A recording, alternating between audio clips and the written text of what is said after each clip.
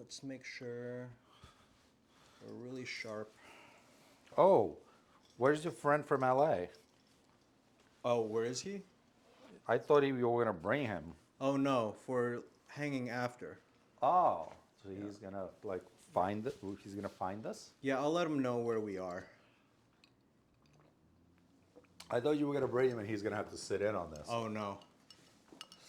All right. Shall we? I hope it's sharp enough. 'Cause I opened it up so that we have good light. The shutter. Let's see.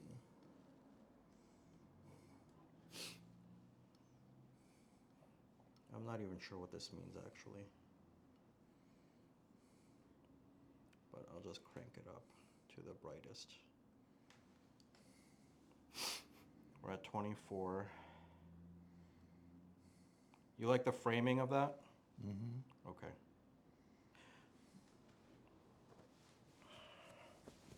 Okay. Shall we? It's rolling. Oh, it's rolling already. Yeah. Yeah.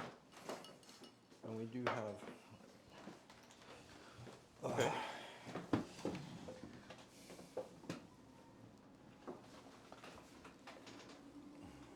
Mute. You just muted it? Yeah. Oh. Yeah. All right. Wait, did you mute it or unmute it? My- I can pull up a little. I just muted my phone. Ah. Yeah. Well, yeah. Did you want to do the walk on again? No, Or we're okay. fine. Um, all right, so guess I'll do mine like that. Well, here we are. Again. No, not again. Most people don't know that we're here again. No, we've never done this before. First time. And it's going to be like, yeah. So here we are. So we're going to introduce what this is. Mm-hmm. We're going to introduce who we are. And then we're going to basically say how we see this thing developing, or what it, I guess what it is Right. and how it is kind of related. Mm-hmm. All right, so Godwin, why don't you introduce? Yeah. I'm Godwin. What am I? I'm 39 years old, and I run a small business where I do container sharing. I help people import stuff from Japan. It's an importing business. Yeah, it's an importing business. For fancy car parts? High and low. I do everything, and that's how we. I think that's kind of describes us too. It We does. like high and low. We definitely do. Why eliminate half the population, half the things in the world, but always with a discerning eye. Yes. You can't just like randomly. It has to be. It still has to be done with a. Whatever. We'll get into that. So importing business, Yes. primarily from Japan Mm-hmm. to New York so far. Mm-hmm. But most likely you will expand it and become the next. What's it, the Onassis? What's Aristotle Onassis? Oh. He's yes, the most famous yes, shipping right. tycoon, the, right? The Greek guy that Jackie Onassis married, right? Yeah. Yeah. Well, hopefully. I do think I am bringing something new to the shipping industry, but that's something that we could talk about in a future episode. Yes. Yeah. Yeah, when we delve into deeper into what we do. Right. Yeah. So my name is Arthur. I was born in '68. You guys can figure out how old I am because I'm not sure. I don't really count. I don't You really don't keep track anymore. I don't keep track. I never really kept track. It's like, I don't know. It's not really relevant to what you're what are you doing. So I own a small tailoring shop in Brooklyn. Kind of grew up in Brooklyn, immigrated here from Ukraine in '79 when I was 12, and been living in Brooklyn ever since. Godwin is from Queens, grew up in Queens. Yeah. Born in Flushing Hospital. And then in the second grade, my bike was stolen. So my parents were like, "We're moving out of Queens," and I landed in Great Neck, Because Nassau all County. of Queens sucks because one bicycle got stolen. Because I think in hindsight, it was a bit of an overreaction. But we're both, I would consider us native New Yorkers. Absolutely. Yeah. I've spent most of my life in New York, so yes. Very keen on our heritage, though. Yes. You mean your Ukrainian and my Taiwanese Yeah. heritage, but Yeah. or also our New York heritage. Well, I guess both. Both. Yeah. Yeah. I do not disregard my where I grew up until I was 12, and I always feel like there is still a small part of me that's um, borrows from some of my sensibilities are borrowed from that land, but also very much steeped in Brooklyn in particular. Not even, any of the other boroughs.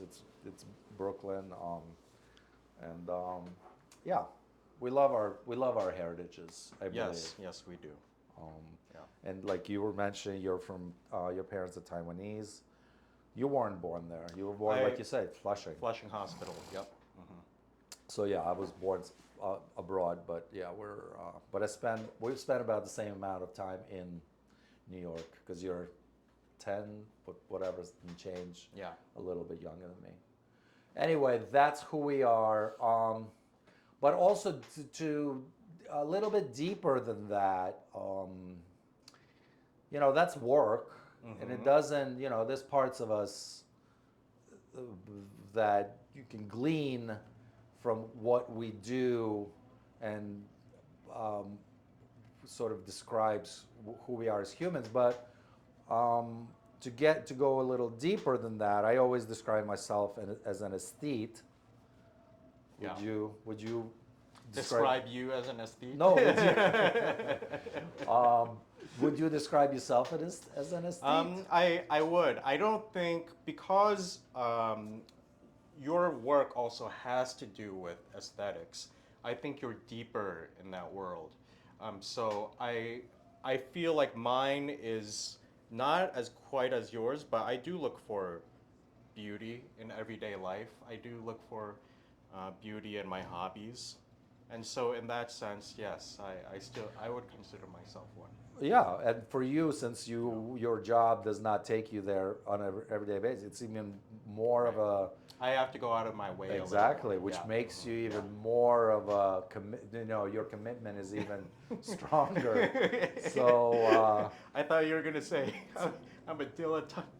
Dilettante. oh wow, I think if you're by the classic sense of the word, Yeah. I think we both are a bit of dilettantes. Because we like so many different things. Yes. Um, Yeah. That some people would call us that. I wouldn't call ourselves that because I think whatever we're into, we delve deep enough to take us out of Yeah. that description.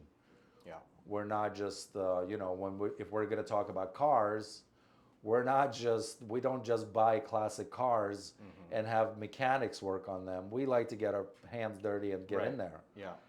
So that'll take us out of there. And, even in our businesses, we like to get, if we're going to do, let's say for me, I have to decorate this. We're actually shooting in my shop and I have to decorate this place and, I get deep in there and every detail counts to me. So yeah, definitely not dilettantes, but don't No, take us and out. I'm trying to think of the right word for it. I wouldn't quite call us polymaths in that we're experts at so many different things. I'm not sure a Renaissance man is really. Yes, well, what the thing that we're calling this podcast. Yes. Yeah. Well, that's Speaking a good of segue. Renaissance. That's a good segue. Yeah, we're speaking of Renaissance Yeah. man. So yeah, we're thinking of calling it the Vitruvian Gentleman, borrowed from Leonardo's Vitruvian Man, and I think that's, I don't know, maybe it sounds like it's a little too serious. We also like, I don't, taking yourself too seriously could be a hindrance as well, I feel like. So I don't think we take ourselves. No. Well, I think one reason we get along is that we're able to laugh at ourselves. Yeah. So I think that's very key. I think that's part of being a well-rounded person. Right? Or a well-grounded person. Yes. If you can take Yeah. criticism Yeah.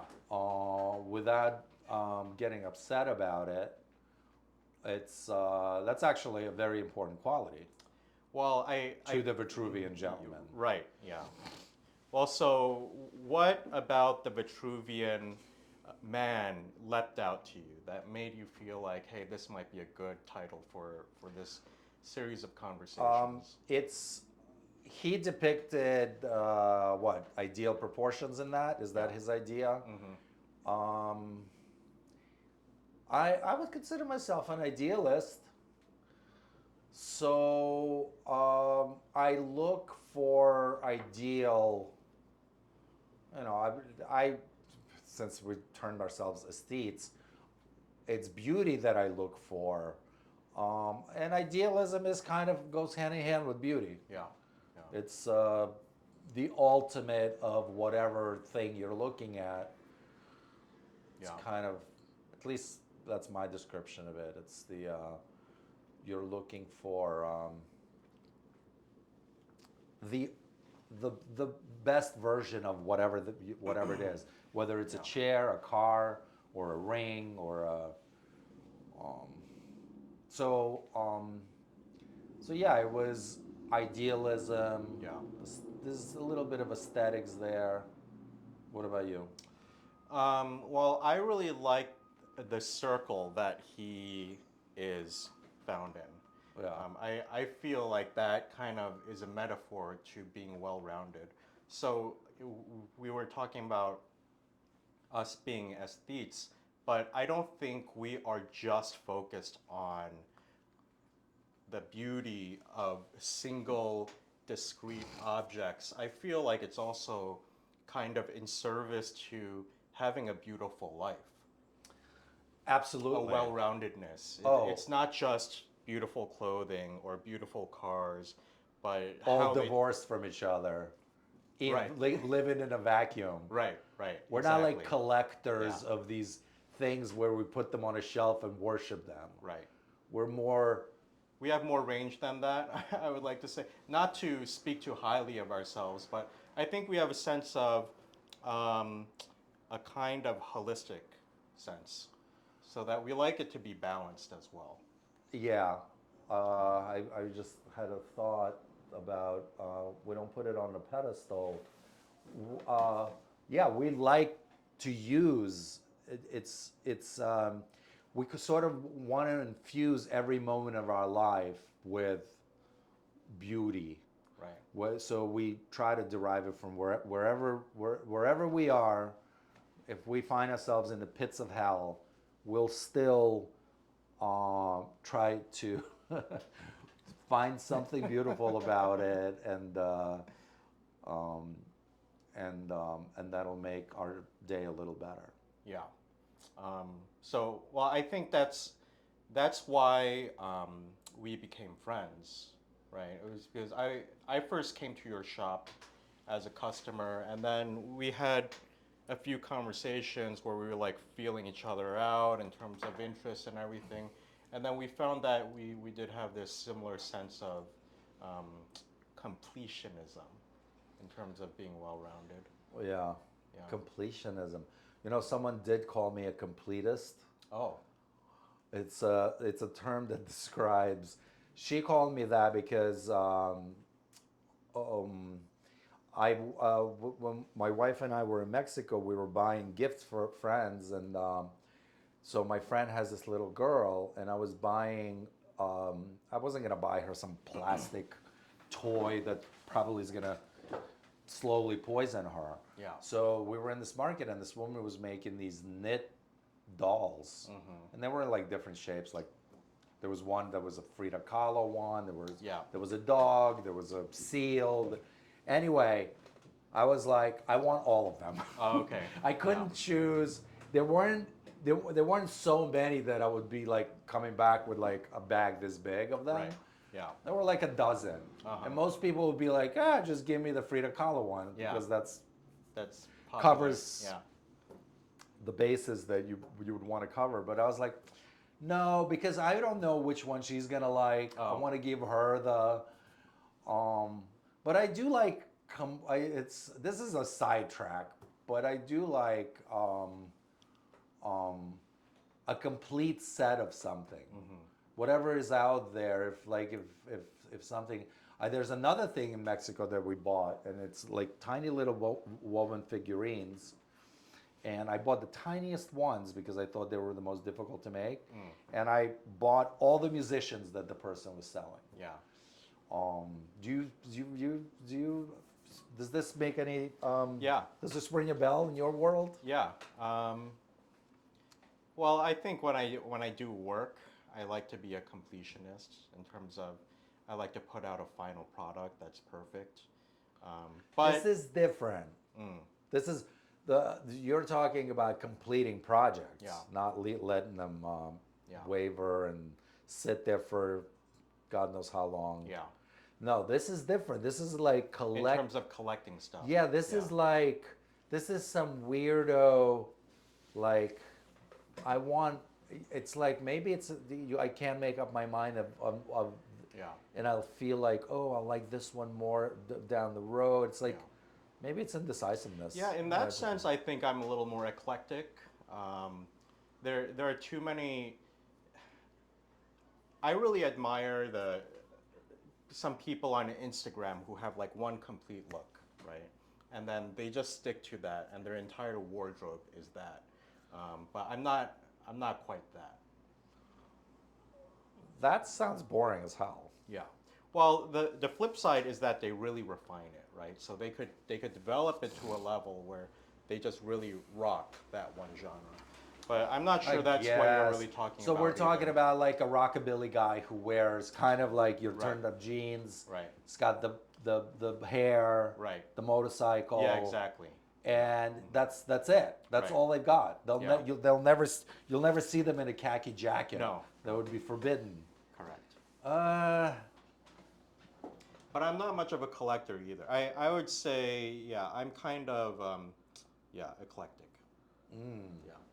Yeah, I mean, I collect records, and I do with record collecting. I'm more of what I'm looking to collect there is the best representation in a particular genre.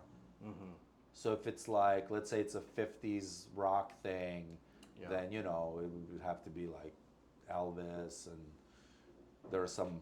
Obviously, you can dig a lot deeper and blah blah blah, but. So that's how I like the best in that class of the moment.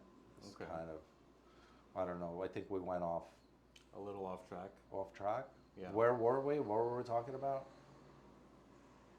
Well, I think maybe we should go back to what is it that we're trying to accomplish with this? Why do we have the arrogance to get in front of the camera and think we can dictate to people how to be? Who are these yahoos? Vitruvian Gentlemen who think that they could tell everyone how to be a man.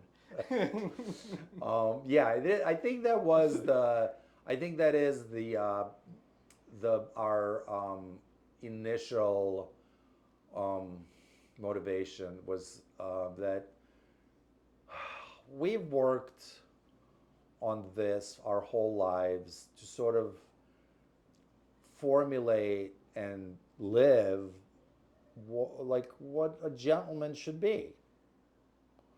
And this is another reason that we started doing this together, is because our idea of this is very similar.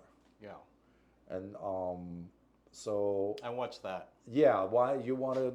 Should I go? Or why don't you tell us what your idea of a perfect gentleman's life? It's a big can of Well, worms. you know, I think I think something that we agreed on when we started this was that it's not supposed to be prescriptive. We're not telling people how to live their lives. I think our ideas of what a gentleman is something that we kind of discovered on our own, that we fumbled into. Maybe I think for me, it was a sustained effort over a decade actually to try to figure out what is a gentleman, and I didn't think of it in that terms, but it's something that I had to learn for myself. And so I think in the same way that I had to figure it out for myself, I think I would like to speak to the people that are figuring out for themselves. Yeah, I think this is going to be helpful for the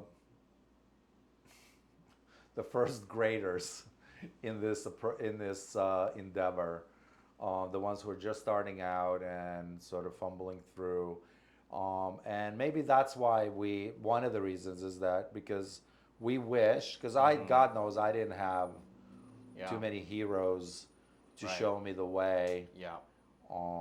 and we had to fumble, like Yes. you said, and Yeah.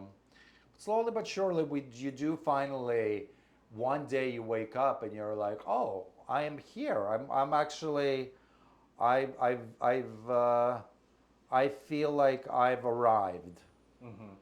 Mhm. There's enough, when you're making a suit or a dress, there is a moment when it becomes a garment and not just A piece of cloth. pieces of cloth. Yeah. Because Yeah. with a garment you have to like cut all the small pieces, and then prepare them and in various ways, because there's like some fusings you might have to add, blah blah blah, and then you start sewing them together, and like a sleeve on a jacket might be two different parts, Yeah. and slowly but surely there's a moment when it's not a jacket you can put on, but it becomes the jacket as opposed to a sum of a bunch of fabrics, and Yeah. it's that moment, and you don't really consciously really realize it, but then slowly you do, that you have accumulated enough knowledge in your brain to constitute an existence that you've been looking for, Yeah. and um, and then and you just continue. It's Yeah. a never-ending task. Right. We're never going to be done Yeah. doing, our finding all the little details that make this life complete Mhm. or satisfying. Yeah. So yeah, that's a good. Well, I really like that metaphor. Yeah, it's Yeah, good, that right? was a good one. Because it's yeah, most people don't realize that it's when you're creating something from nothing, it's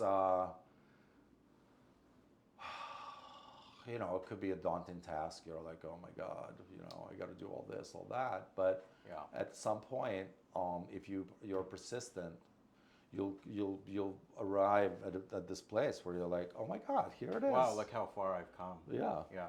yeah. Well, should we get a little biographical? Because I'd like to follow that thread. Do you mean for me personally? Yeah.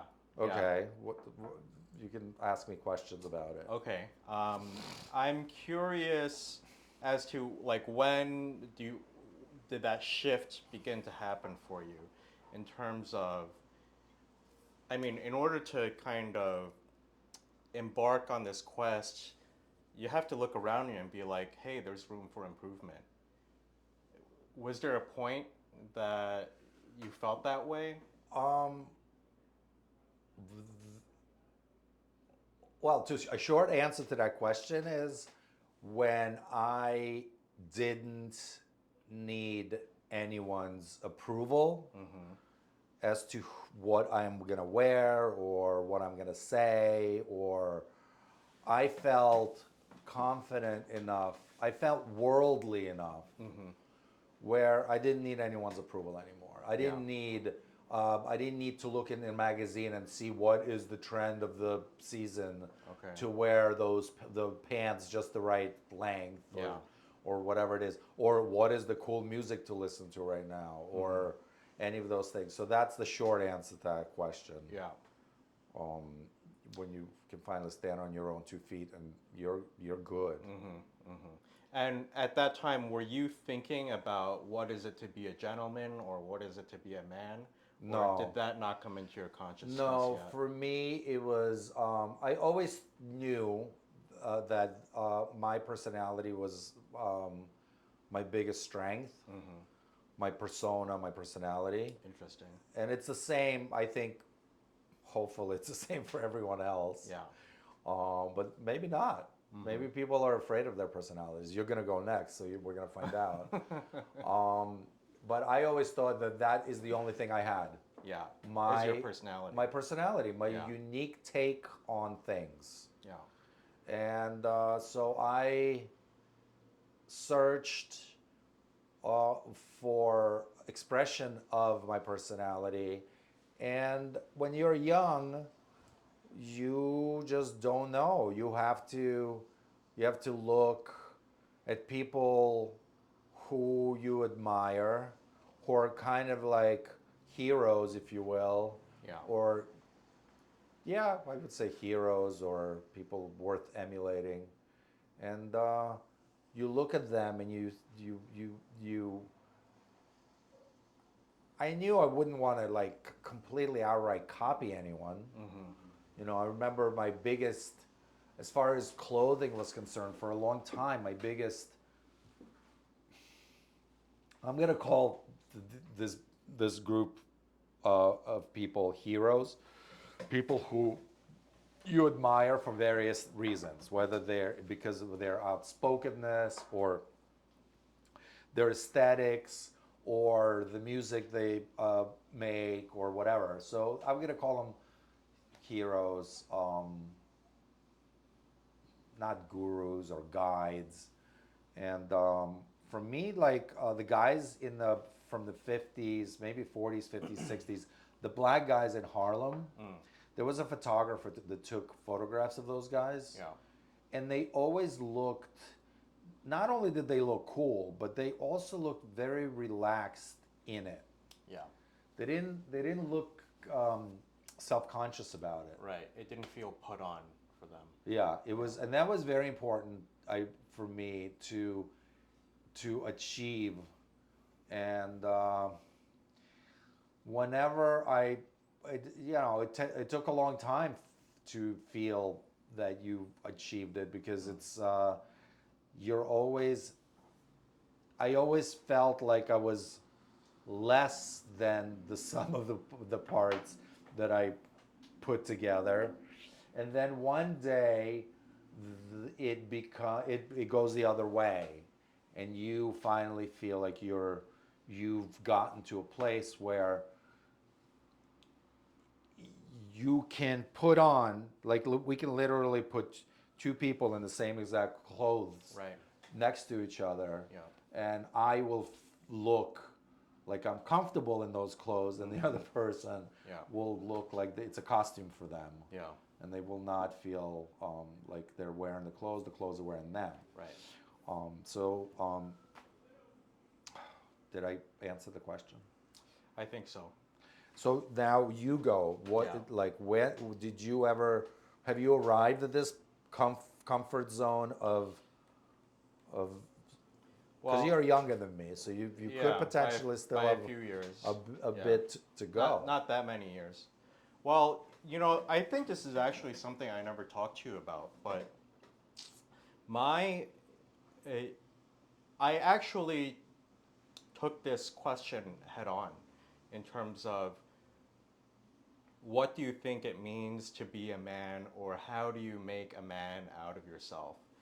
And this is something that I was wondering in my like early to mid 20s.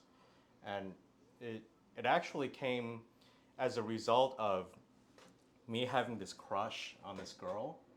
and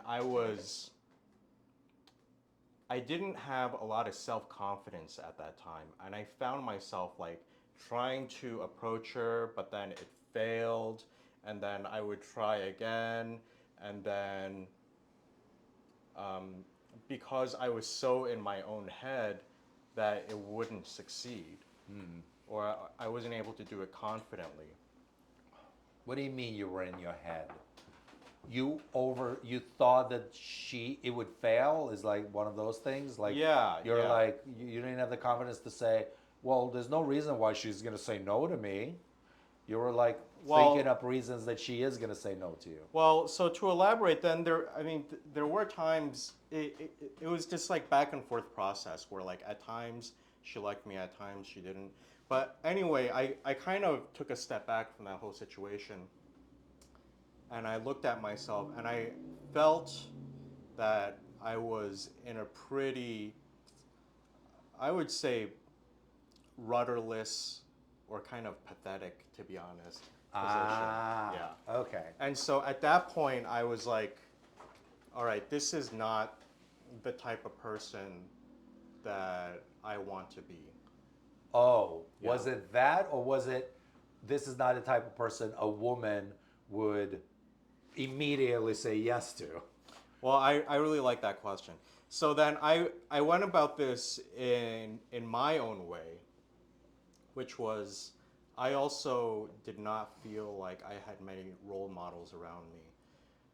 So instead of looking to pop culture or people in my own family, I actually started reading books. Um, Wait, like fictional heroes? no, books about people who kind of explored the topic of masculinity. Oh, Yeah. like how to? Like Not so much like how what we're to. doing here? Well, it's a lot of the stuff explored cultures from around the world in terms of initiation into manhood or masculinity. But one thing that I read at that time that was really meaningful to me was you have to figure out where you're going in life. And then you could decide who is going with you. And You mean a partner? yes. Oh, okay. And if you ever get the order of the two mixed up, then you're in big trouble. Yeah. Yeah.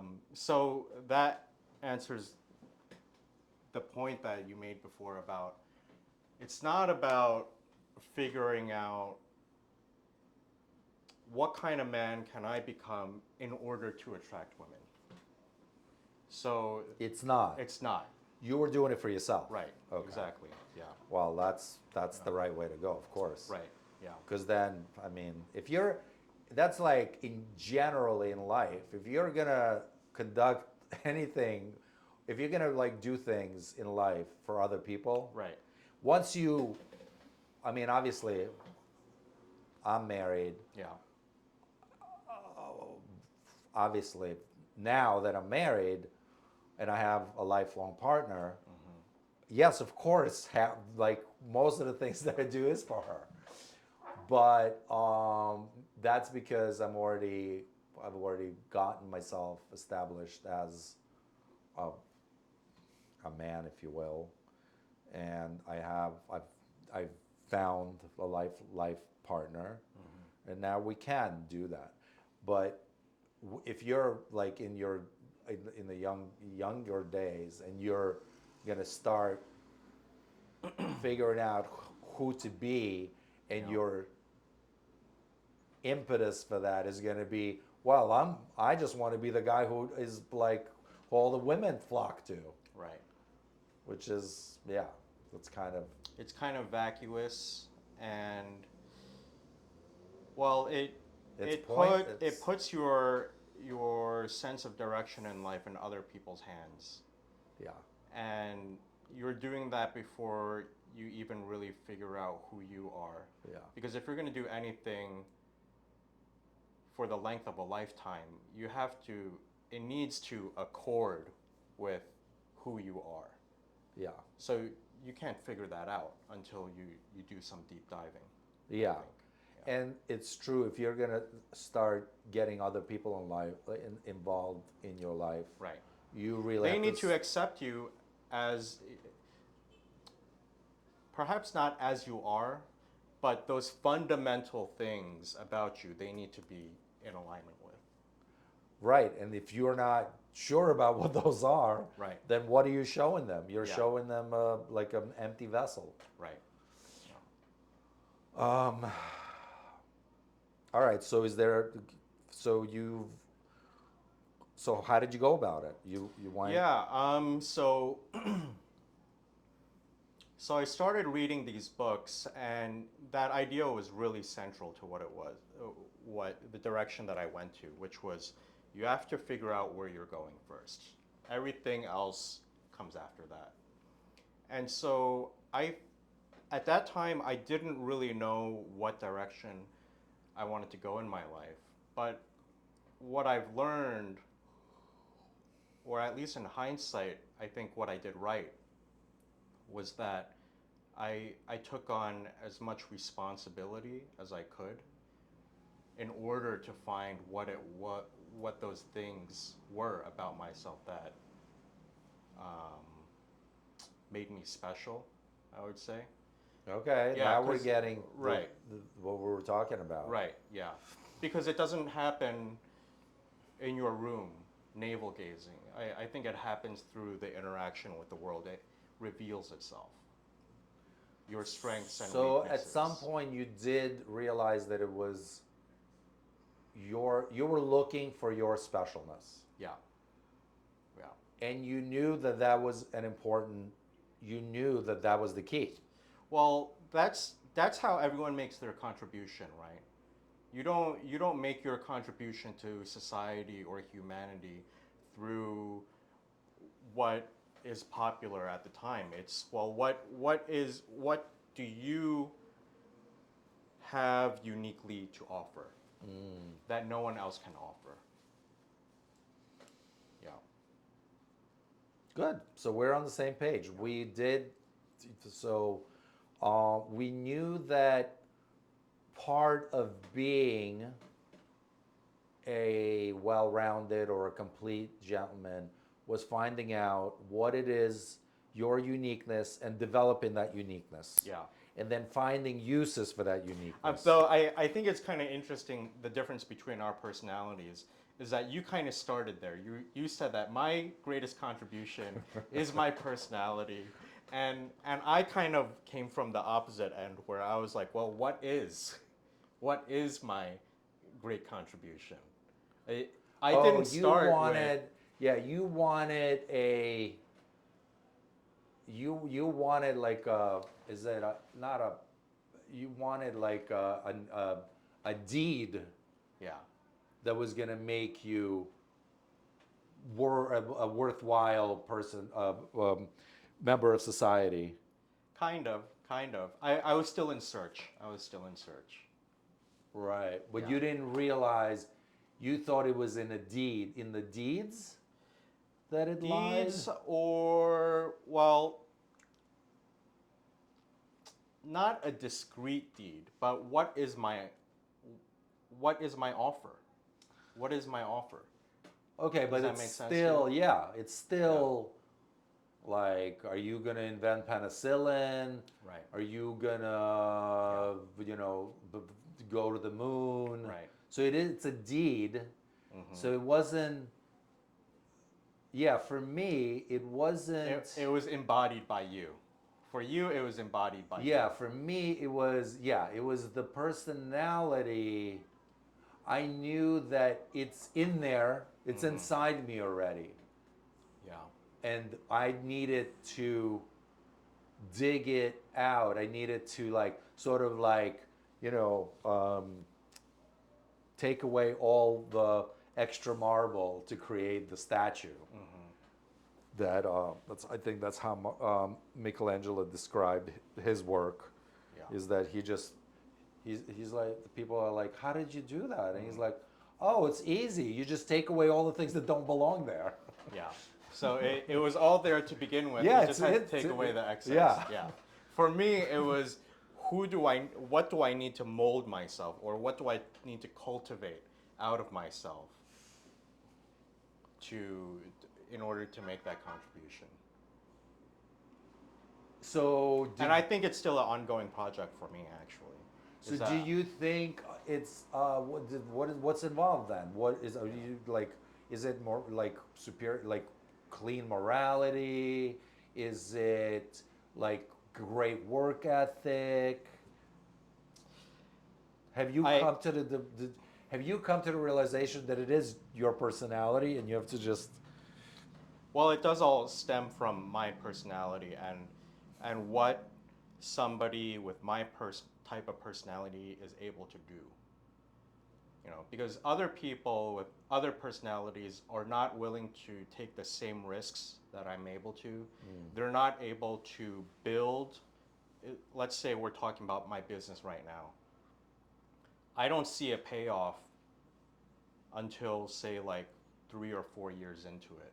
And I'm willing to accept very little in order to see this vision manifest itself. I was thinking about this earlier today because I was talking with a friend, he's a corporate type, a few months ago about this whole business that I was launching. And when it was just in the idea phase, he made a comment that always stuck with me, which was, "Oh, I would be too scared to do anything like that." did he tell you why? What's the scary part? No, I Is didn't. that it's too ambiguous, like not enough um, I think. I think that many people need to see a direct, reliable, and measurable correlation between their efforts and the reward. You clock in X hours and you get paid X amount, right? To go on a lark and pursue an abstract idea based on your hypothesis about a certain market and a niche or a demand that is left unfulfilled in the hopes that one day it will pay off Yeah. 5 or 10 years from now yeah. is too risky a proposition for them. But in So your mind, it's a trust. I think one one of my strengths is the amount of trust or confidence that I have in my intuitions. yeah, and that's what I was gonna say. For you, it may be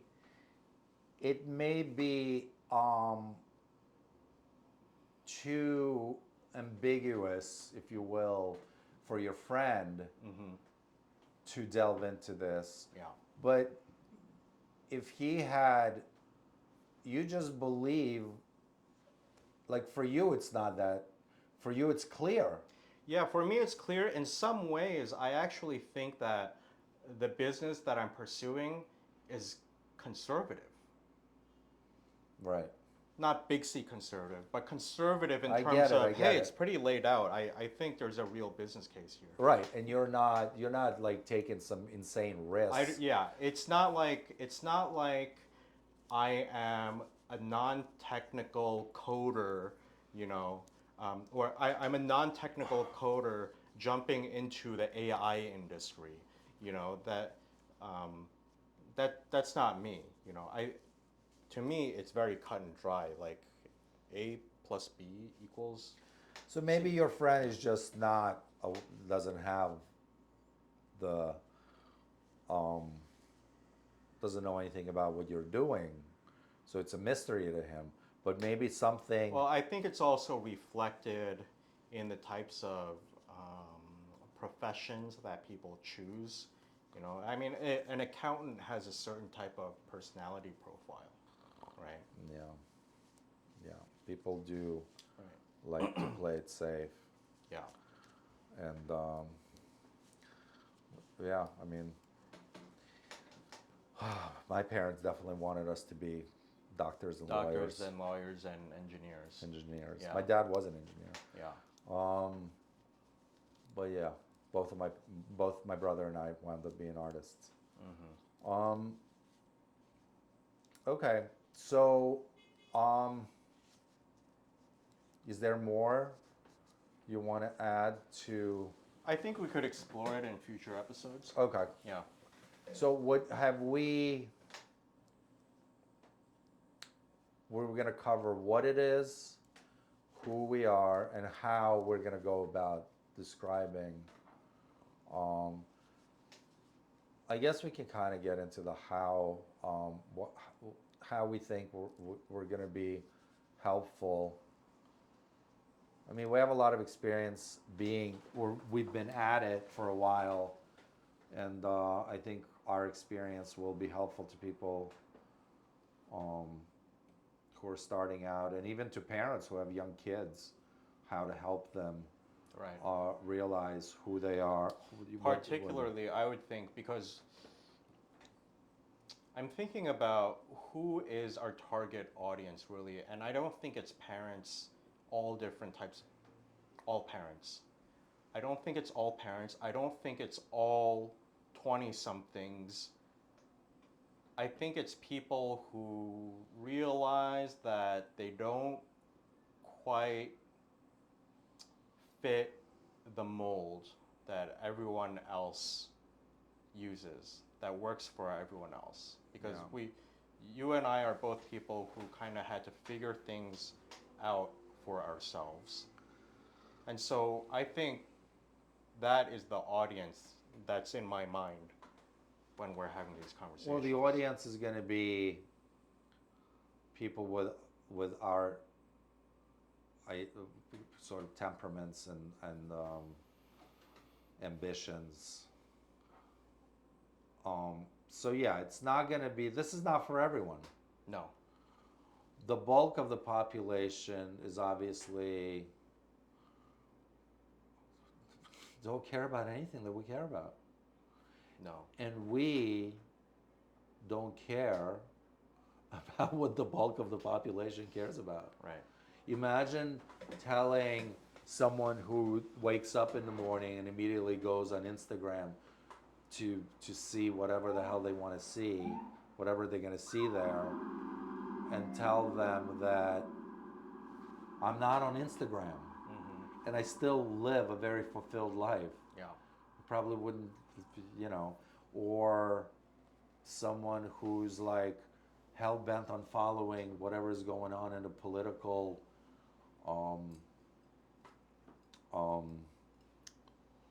theater, Yeah. which is what it is, kids. It is theater. They're all actors. They get their script every day and they just mouth it. Their family is breaking up over who they're leaning towards. Right. And if they only realize that first of all, those parties are there to break you up. Their job is not to make your life better or worse. Their job is to divide and conquer. And if you think that Trump or Biden or whoever Trump's last opponent was, I don't even know, who was he running against? Kamala. Yeah. And if you think those people are somehow get their rule books from a different place, the puppet master is the same exact person who is in charge of what they do. And their mission is definitely not to make our lives better. Their mission is to divide and conquer. I think there is a order of operations to life, which is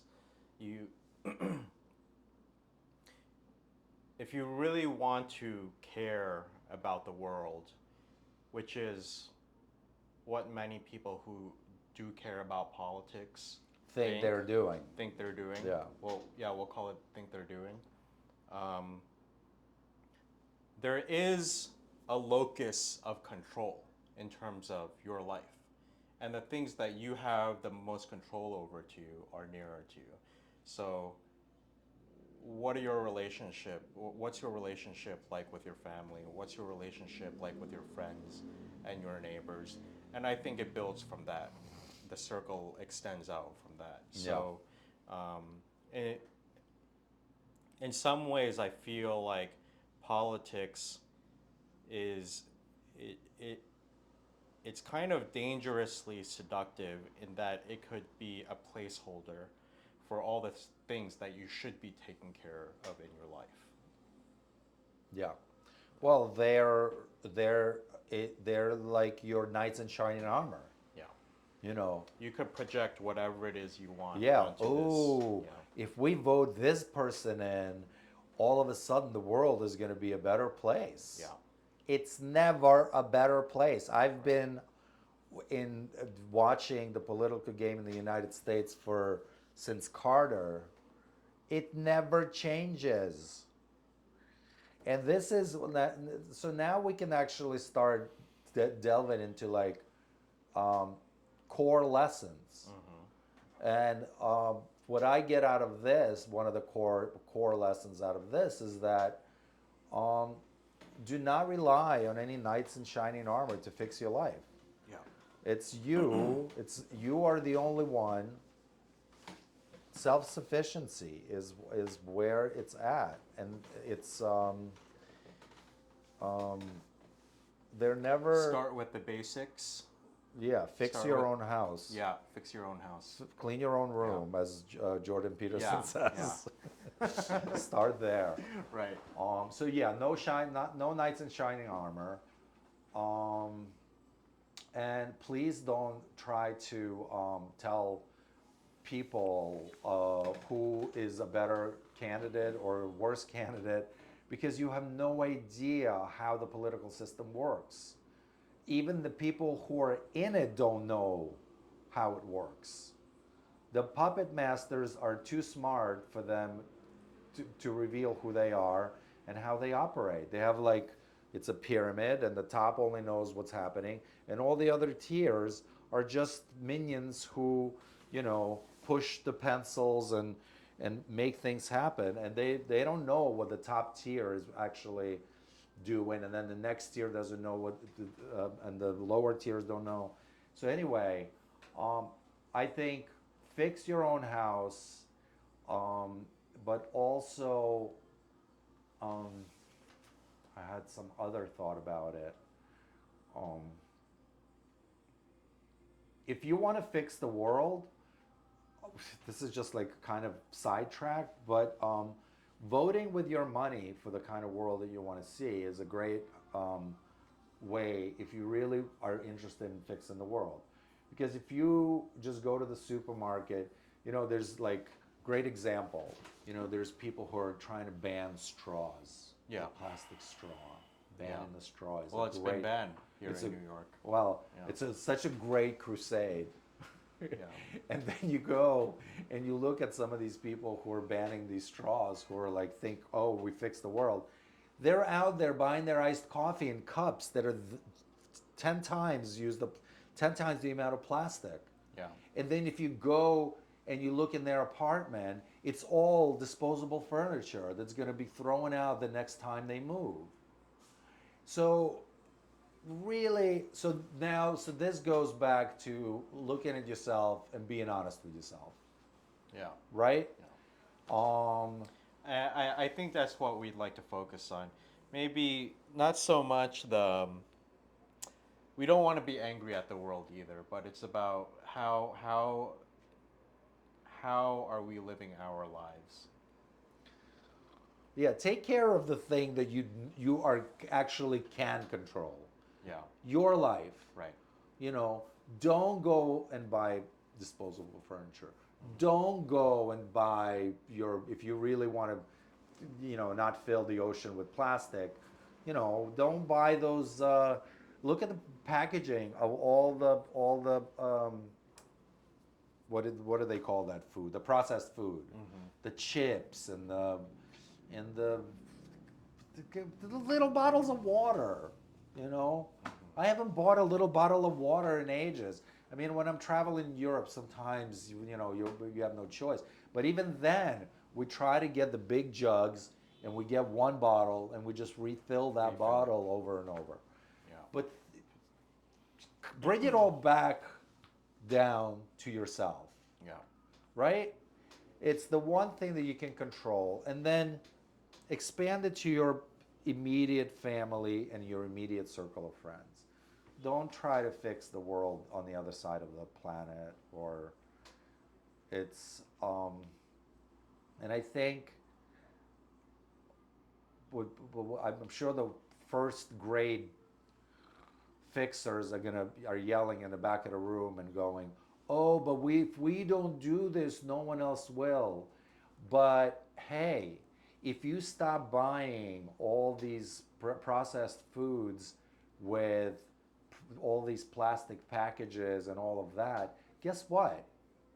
The corporations are not going to make them anymore, because if they're not selling them, they're not going to make them.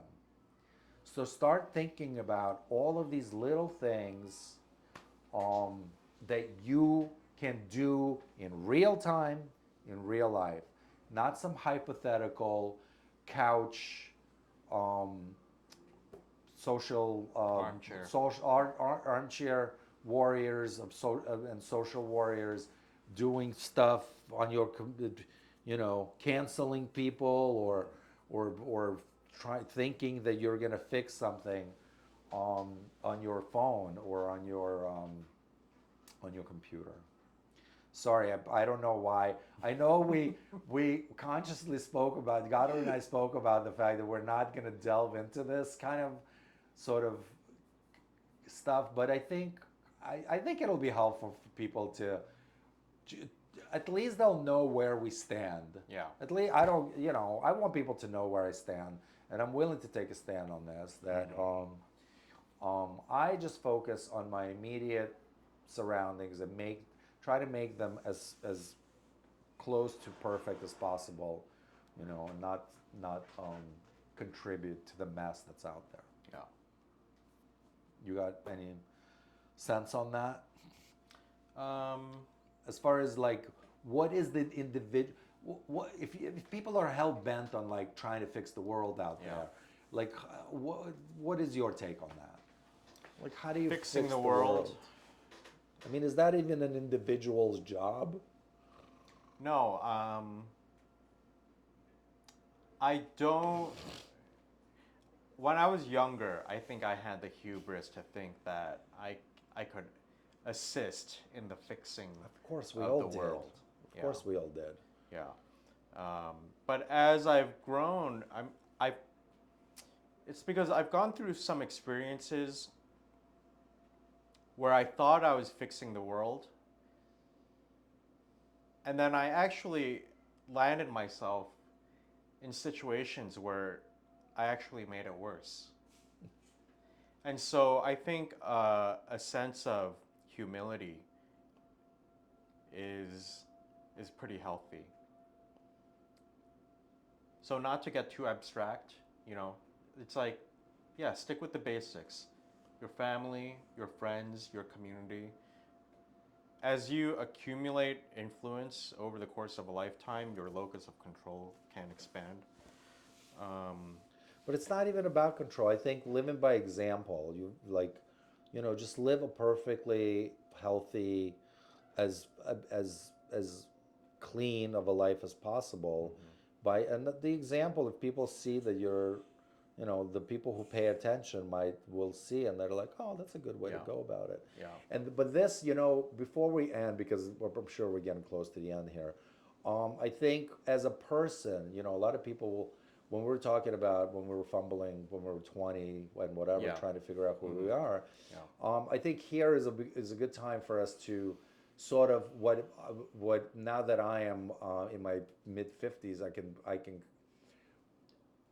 my 2 cents on how to sort of get honest with yourself and learn who you are, and I think what the starting point. This is not an easy exercise. This is harder than learning how to paint or learning how to play piano this is you need some serious commitment, and this is you have to do, and you have to do this all the time, and you have to be conscious of it all the time, and you have to um, just keep doing it until you'll get there. And it's so we're put on this planet, and we have the body, then we have the mind, and then we have the soul. And as far as I know, and Godwin, you'll give your 2 cents on how you look at this. But as far as I can see, the soul is the main controller, should be the main controller of all your actions, because it's the one that's connected to the Creator, the universe. So that's where the expression, that if you make your decisions out of there, then you will probably do, because I believe that we are all put on this planet with a divine plan for ourselves. We can all be great at something. And if you do all your decisions out of there, then you are following the plan. You're doing the plan. The mind is just a storage device of information that you learn, that you fill with, when you stick your hand to the fire and you learn that it's hot and you'll never do it again. That's the information in the brain that you never have to think about again. It's just there, and you automatically tap into it. So you have the mind, and then the body is the last, the least important part in all of this. The body just wants to kind of survive, and so it's the soul that controls the mind, and then the soul-mind connection controls the body. So that's how I see it. And how does one get in touch with your soul? You have to be honest with yourself. Take criticisms without, getting pissed off at people. Surround yourself with people who are smarter than you. Just look at people who are good at things and learn from them. If you're going to surround yourself with the same yahoos like you, then you're never going to learn anything. Surround yourself with people who are smarter than you, who are better than you at what you're doing, and that's a good start. And then also stare at yourself in the mirror and don't lie to yourself about things. Stare at yourself and say to yourself, oh, I lied to myself. It's the worst thing you can do, is to lie to yourself and to say that, yeah, this is okay, or that's okay. And so that's my sense. That's my, in a nutshell. Yeah. This is a very deep concept, and we'll open it up more in future episodes. But that's how I see it. Yeah. Your take on why we're here and how to sort of guide your body through the universe, this universal situation that we're in. Yeah. Well, my philosophy on life is to fully engage with it in all respects. So don't just, to use your metaphor of soul, mind, and body is, my take on it is, don't just engage with life on a mind level or just on a body level or even at the soul level. Because just a soul level means perhaps you are too out there in the ether. Absolutely. Yeah. It has to be, all three have to be, but they have to be controlled in the right order. I think they all need to be integrated. Yeah. Yeah. So yeah, absolutely. So we're on the same page with that. Do you have anything else as far as how does one get in touch with the soul? How do you? I think this is one of the most difficult you know, like all these great religions of the world, Right. they all state that you really can't know the creator. Mm-hmm. So is this like, this is almost one of those things where Yeah. like, are we not even, you know, like, intelligent or whatever you want to call it? Are we not? Are we able to grasp what the soul is even? I think it takes some solitude because when you're in the hustle and bustle of the world, it's hard to hear the voices that come from within. And it's easy as social creatures to Get caught believe, up. yeah, get caught up. You know, whatever everyone else is But believing in the moment, you believe, and the voices inside, you know, we have in the mind. The ego lives in the mind too, yeah, and the ego is very keen on also thwarting yeah, your whole purpose. right, So that's another thing. You have yeah, voices inside that you have to shackle. The ego has to be shackled and controlled so that it doesn't go out of control. yeah, And then maybe the soul will finally emerge right, and will have the superior voice. Um, yeah, but the hustle and the bustle is there again. We're gonna go back to like the normal, the world that's out there is, in my opinion, is everything is designed to get us anywhere as far away from our true selves as possible. And I'm talking about educational system. I'm talking yeah, about the entertainment system, right. the religious system. What else do we have? I think we do Even live, yeah, I said educational. Yeah. yeah, I think we do live in a culture that celebrates individuality on some level.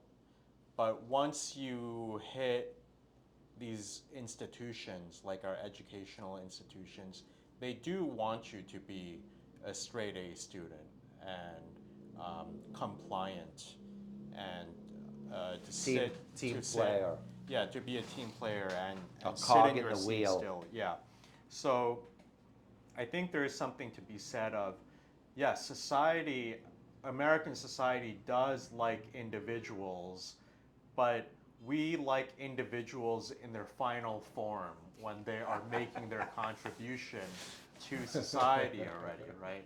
But Yeah. during those stages where you're fumbling and not quite productive yet, and kind of a weirdo, Yes. and a square peg in a round hole, yeah, those are that's a lonely period in your development. It is. It is. Yeah. And you have to fall in love with that version of yourself. You kind of have to embrace the loneliness, and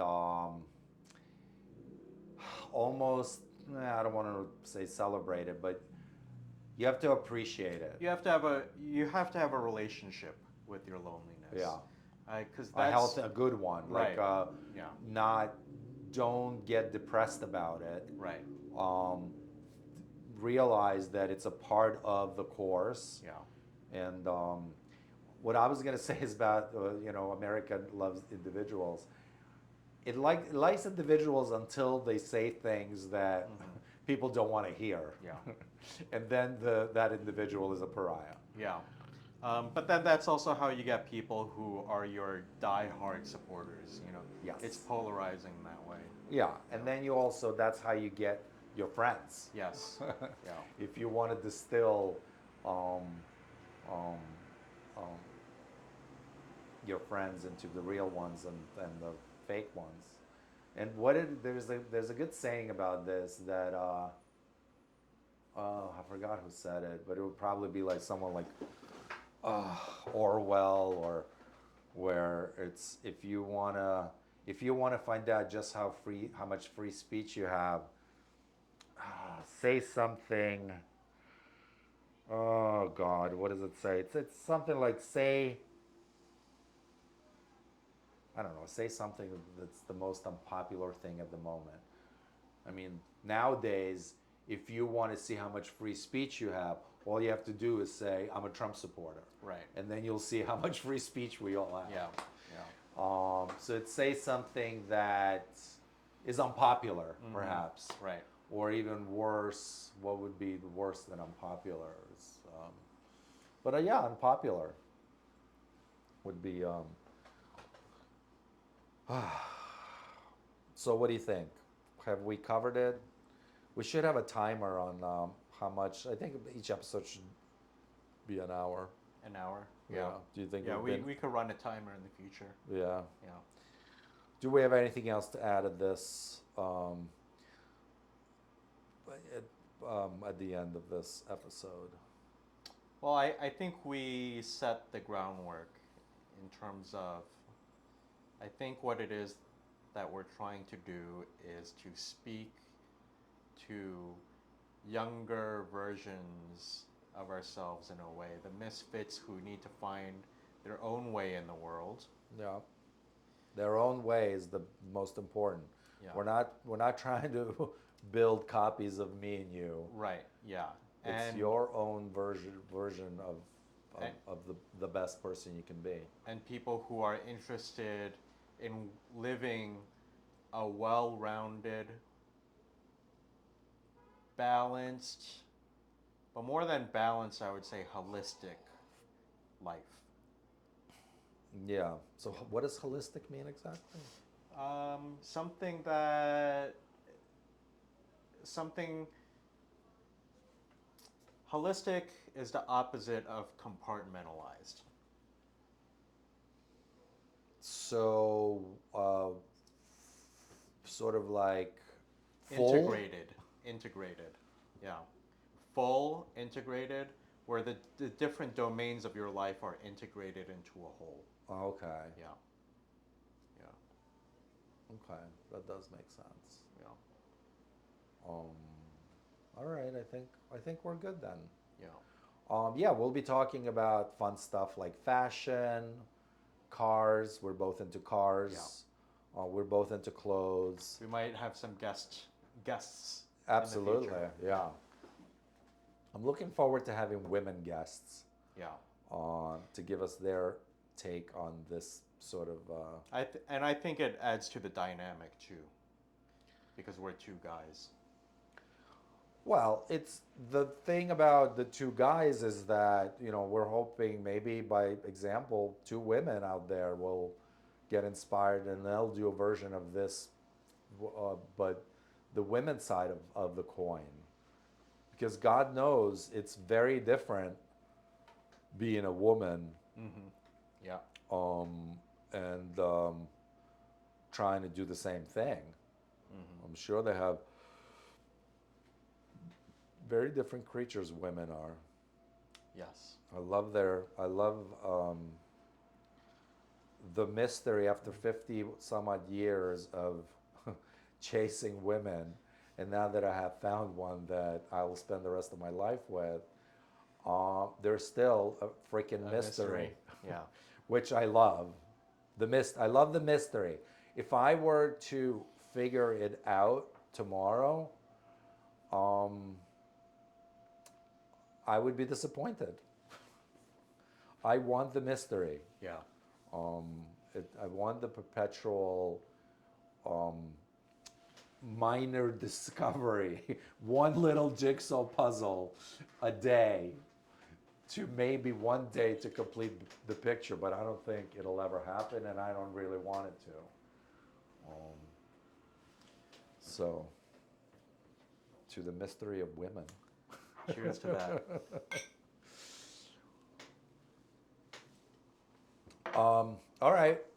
Thank you for watching. This has been Godwin and Arthur for the Vitruvian Man.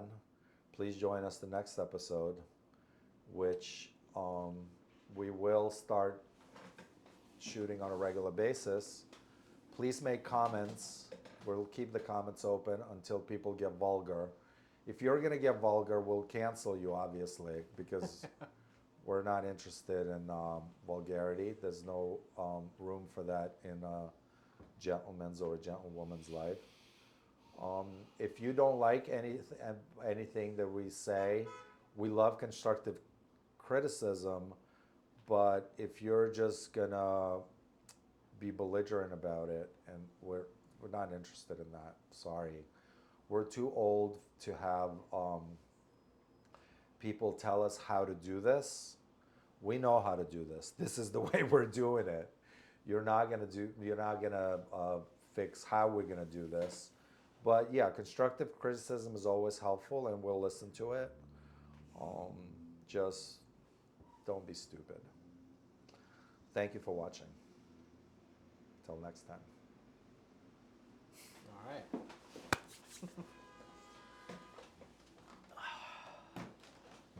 It's 8, so yeah. Okay. Look at this timing. Good timing. Yeah, that was an hour and 15. An hour